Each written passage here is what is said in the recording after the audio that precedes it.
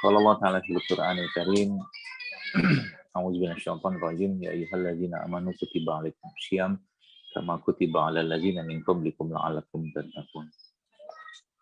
Wa qala aidan qul in kuntum tuhibbunallaha fattabi'uni yuhibbukumullahu wa yaghfir lakum dzunubakum wallahu ghafurur rahim. Alhamdulillah, berlimpah rasa syukur kita pada Allah Subhanahu wa taala di hari yang penuh kebaikan ini, di hari Kamis ini dan di bulan yang juga penuh keberkahan dari Allah tentunya, itu bulan Sya'ban. Allah masih berikan kesempatan kepada kita semua untuk hadir kembali ke muka buminya ini. Hadir kembali setelah kematian kita tadi malam, yaitu tidurnya kita. Hadir kembali untuk melaksanakan atau menjalani peran kita sebagai Abdullah dan tentunya sebagai Khalifah fil Ardh. Dan semoga dua peran tadi bisa kita laksanakan, karena sungguh dua peran tadi memerlukan kekuatan atau ketahanan iman dan fisik yang kuat.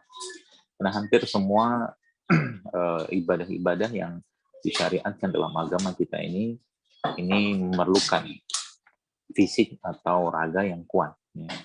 Sholat saja mungkin kalau kita perhatikan Bapak Ibu sekalian adalah bentuk ibadah yang memerlukan kekuatan tubuh yang sangat paripurna ya. Oleh karena itulah kita ya tentunya memohon terus kepada Allah Subhanahu wa taala agar diberikan kekuatan raga yang kita berdoa atau mungkin minta kepadanya di waktu pagi dalam zikir pagi kita itu Allahumma ini, Allahumma afini fi badani, Allahumma afini fi sami, Allahumma afini fi basari, seterusnya. Dan mudah-mudahan sekali lagi kita memohon pada Allah agar Allah berkahi kita di bulan Sya'ban ini dan tentunya disampaikan kita di bulan Ramadan yang mulia nanti insyaallah. Tidak lupa kita mengucapkan pastinya salawat kita pada Rasulullah SAW, Allahumma sholli wa sallim wa barik alaih. Yang mudah-mudahan kita juga bisa terus ya, meneruskan dakwah yang beliau dan para sahabat radhiyallahu anhum ajma'in telah lakukan selama hidup mereka semua, masya Allah. Terima kasih atas undangan dari teman-teman Hidayatullah ya, mungkin karena terlalu banyak undangan jadi saya lupa juga mungkin Hidayatullah itu ya. Kalau nggak salah Hidayatullah.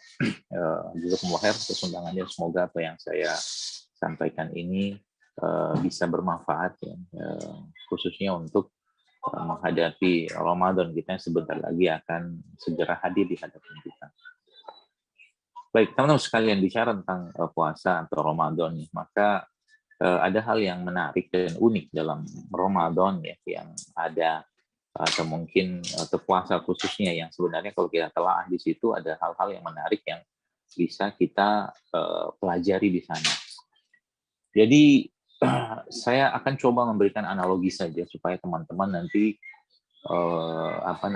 bisa mendapatkan ya, manfaat atau mungkin keberkahan dari Ramadan itu. Ya. Kalau mungkin secara ruhiyah atau secara iman, saya kira mungkin tidak usah dibahas ya. Rontok ya mungkin atau bergugurannya penyakit dalam tubuh seseorang harusnya. Tapi kan ada syarat dan ketentuan. Ya. Ada syarat dan ketentuan yang harusnya kita lakukan di situ. Sebagaimana syarat ketentuan dari puasa itu sendiri ya, atau mungkin kita sering mendengar atau membaca tuh SHB gitu kan, syarat ketentuan berlaku gitu. Maka sama, puasa juga sama ya. Kita tahu bahwa Nabi Muhammad SAW menjelaskan dalam sebuah hadis dan tidak mendapat apa-apa kecuali lapar dan dahaga saja ya.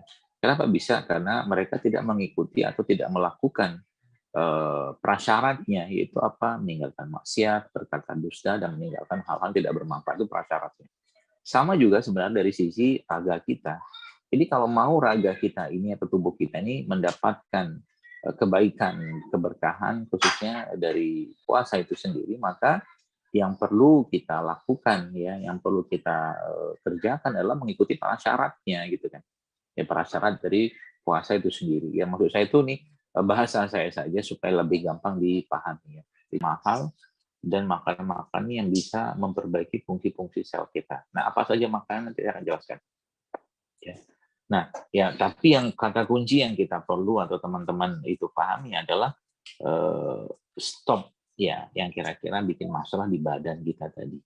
Ya, terutama senyawa-senyawa atau makanan yang sudah kehilangan ya, kehilangan banyak zat-zat gizi penting. Contohnya tadi nasi, tepung, misalkan atau minyak goreng, misalkan atau gula pasir itu. Jadi 4 hal ini saja. Tadi saya barusan baca pesan ya dari mungkin soal apa namanya jamaah gitu kan. Dikatakan dok ini subhanallah ternyata ketika saya sudah meninggalkan gula pasir ya saya tidak makan tepung-tepungan lagi dan saya tidak makan lagi minyak-minyakan itu badan saya ringan banget dan enak banget ya. Itu 3 hal doang gitu kan.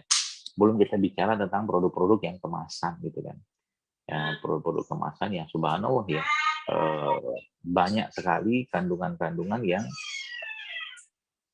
justru malah bikin masalah di badan kita. Ya. Nah, lalu habis itu apa yang harus kita lakukan? Apa harus kita kerjakan? Ya, atau bagaimana cara kita untuk memperbaiki diri kita selama Ramadan tadi? Ya, kalau kita bicara hati, ya kita bicara iman, maka tentunya itu hal yang sudah diajarkan oleh agama dan bisa kita aplikasikan.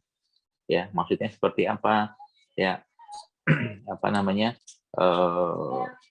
Ramadan adalah bulan Quran, maka perbanyaklah Quran ketika Ramadan atau dalam bulan Ramadan. Perbanyaklah tadabburnya, membacanya, ya, menghafalnya, ya, dan mempelajari ilmu-ilmu agama ini sudah ke Ramadan supaya iman itu semakin bertambah. Kan judulnya kita mau bersihkan hati itu ya dengan memasukkan apa yang dibutuhkan hati kan gitu, ya. Membersihkan hati itu dengan memasukkan apa yang dibutuhkan hati. Hati kita tuh butuh apa? Dia butuh kebaikan gitu. Dan kebaikan yang kita kerjakan adalah dengan cara mengikuti atau melakukan perintah-perintah Allah. Lalu kayak begitu. Ya, maka obat atau nutrisi yang terbaik untuk hati kita itu adalah apa tuh namanya Al-Quran. Ya, Al-Quran. Dan Allah sudah jelaskan juga وَنَزِّلُ مِنَ الْقُرْآنِ مَا هُوَ شِفَاءٌ لِلْمُؤْمِنِينَ وَلَا يَزِيدُ الظَّالِمِينَ إِلَّا خَسَارًا. Dan kami turunkan Al-Quran itu sebagai syifa, sebagai penyembuh. Maka kalau mau sehat hatinya, mau sembuh penyakitnya, dekatlah dengan Al-Quran. Bacalah Al-Quran sebanyak mungkin, hafalkan segala macam yang kita bisa lakukan, khususnya di waktu Ramadan. Baru nanti nanti kalau sudah dapat itu, ya maka otomatis Allah akan jadikan Bapak Ibu sekalian hati itu betul-betul berkilau, bersih gitu kan, sehingga nanti la'alakum tattaqun yang kita sering dengar dalam surat Al-Baqarah itu bisa didapatkan seorang. Jadi hati itu menjadi hati yang lembut, hati yang bersih, hati yang suci seperti itu. Ya, itu poin pertamanya. Lalu kalau tadi kita kembali ke sehatkan jasad atau jasmani kita, maka kita perlu tahu apa yang bisa menyehatkan atau sebelumnya tadi saya jelaskan apa yang bikin masalah di tubuh kita. Jadi kayak misalkan satu hal saja mungkin saya tidak tahu di teman-teman Hidayatullah mungkin di bulan ini atau mungkin di bulan Ramadan tentunya biasanya ada buka bersama ya, buka bersama.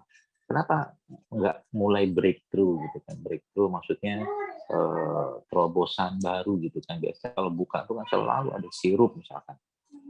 Selalu ada minuman-minuman yang tinggi gula misalkan. Kenapa kita nggak kembalikan ke minuman-minuman mudah? Contohnya apa? Oh gampang, ya madu, kurma itu kan asam amino tuh salah satunya ya. Air kelapa itu asam amino. Jadi sebenarnya kalau mau nyobain nanti ya air kelapa itu ketika kita campurkan dengan madu atau air kelapa gitu, mungkin madu secukupnya sudah menimbulkan berbagai macam rasa yang tasty. Lalu nanti jusan dari alpukat tadi itu Anda masukkan ke dalam apa tuh namanya ke dalam sayuran tadi ya. Nah, itu subhanallah itu sangat powerful ya. Dan sayuran kita tahu ya salah satu sumber serat yang sangat baik ya. Asam amino juga ada pada beberapa pada sayuran-sayuran yang itu pada akhirnya nanti akan membersihkan tubuh kita.